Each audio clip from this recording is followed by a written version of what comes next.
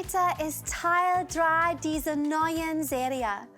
In den letzten 2 Wochen habe ich dir die Frage gestellt, wie geht es deiner Seele? Und ich glaube und ich hoffe, ich habe ein paar Weisheiten darüber mit euch geteilt, wie man den Tank seiner Seele wieder auffüllen kann. Bevor wir weitermachen, lass mich die letzten Wochen noch einmal Revue passieren lassen. Denn ich weiß, wenn wir eine Veränderung in unseren Inneren spüren wollen, müssen wir unsere Gewohnheiten ändern. Unser Grundgedanke ist, dass der Ursprung unserer Seele ist der Atem Gottes. Er hat Leben in Adam eingehaucht. In Woche 1 haben wir die Gewohnheit entwickelt, bewusst unsere Ausatmen zu definieren, indem wir 3 Dinge wählen, die wir ganz bewusst ausstrahlen wollen. In Woche 2 haben wir über den Zusammenhang zwischen Hoffnung und Freude gesprochen. Und ich habe euch mit den Worten ermutigt, Überfluss kommt von Gott. Nimm dir Zeit, dich auszuruhen und zu empfangen. Wir können ihn nicht selbst produzieren. Überfluss muss empfangen werden.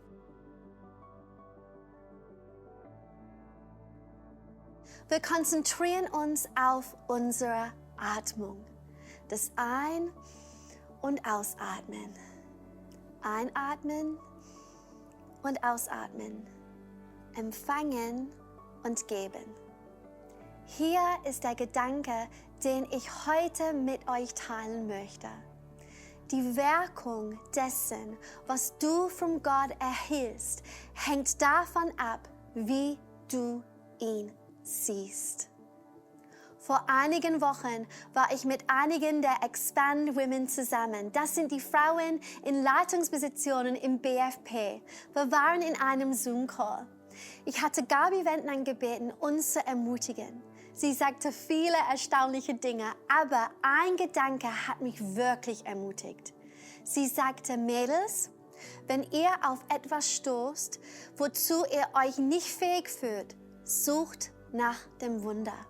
Sucht nach dem Wunder. Und wisst ihr, was ich realisiert habe? Mir wurde klar, dass ich mich in meinem Beschäftigtsein, in meinem überwältigenden Zustand dieser Season nicht in Erwartung eines Wunders an Gott gewandt habe. Wenn unser Seelentank leer ist, neigen wir dazu, in den Überlebensmodus zu gehen, Robotermodus. Dieser Funktionsmodus besteht darin, einfach das zu erledigen, was getan werden muss. Wir entwickeln einen Tunnelblick für die Aufgaben, die vor uns liegen, weil sie so groß anfühlen und unsere Augen nicht über das hinausgehen, was vor uns liegt. Mädels, unser Gott ist ein Gott, der Wunder vollbringt und wir müssen unsere Augen über die Herausforderung erheben.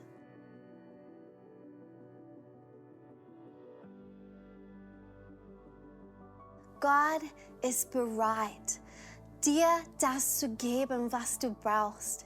Er ist in der Lage, dir das zu geben, was du brauchst. Lass uns also einfach atmen und uns daran erinnern, wer er ist. Ich möchte uns aus Psalm 103 vorlesen. Lasst die Worte euch berühren und erhebe euren Augen über all das Gewicht und die Herausforderungen, okay? O meine Seele, preise Gott. Von Kopf bis Fuß werde ich seinen heiligen Namen preisen. O meine Seele, preise Gott, vergiss kein einziges Lob.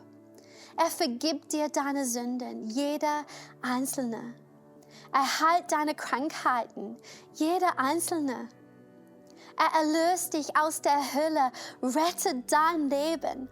Er krönt dich mit Liebe und Barmherzigkeit, mit einer Krone des Paradieses. Er hüllt dich ein in guter, ewiger Schönheit. Er stellt deine Jugend wieder her. In seiner Gegenwart bist du ewig jung. Halleluja! Vers 6. Gott wendet alles zum Guten. Der Unterdrückten hilft er wieder auf die Beine. Gott ist reine Barmherzigkeit und Gnade. Nicht leicht zu verärgern, reich an Liebe. So hoch wie der Himmel über der Erde ist, so stark ist seine Liebe zu denen, die ihn fürchten. Und so weit wie der Sonnenaufgang von Sonnenuntergang entfernt ist, so weit hat er uns von unseren Sünden getrennt. Er kennt uns in- und auswendig. Denkt daran, wir bestehen aus Staub. Gottes Thron ist im Himmel. Er herrscht über jeden von uns. Er ist König. Alles und jeder ist von Gott geschaffen. Und du, oh meine Seele, preise Gott. Mädels, worum bittet ihr Gott heute? Ihr könnt damit rechnen, dass seine Gnade euren Tag überschwemmen wird. Ich bin sicher, vielen von uns würden sich wünschen, dass unsere Umstände anders wären. Und genau wie Paulus, der Gott bat, bestimmte Probleme wegzunehmen, wir mussten zu dem Punkt kommen, an dem wir, wie Paulus erkannte, Gottes Gnade genügt für uns und wir werden durchkommen. Und wenn du das gehört hast und im Bildschirm gelesen hast und im Inneren war das Gefühl des Zweifels da, möchte ich dir sagen, dass Jesus uns mit unserem Unglauben helfen kann. Erinnerst du dich an Markus 9? Kommt ein Mann wegen seines kranken Kindes zu Jesus. Jesus sagt zu ihm, für den, der glaubt, ist alles möglich. Der Vater merkt, dass er sich nicht sicher ist.